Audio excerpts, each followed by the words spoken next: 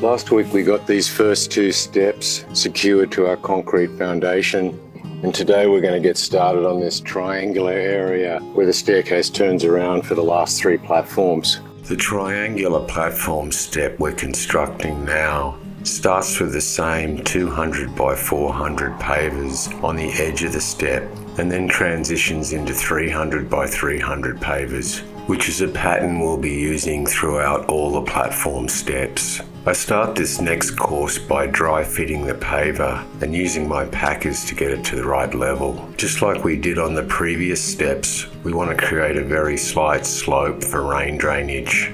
With the front edge of the triangle platform complete, I'm changing the dimensions of our pavers to 300 by 300. I spent a bit of time calculating how this new paver dimension would tie into the other pavers while maintaining our offset brick pattern.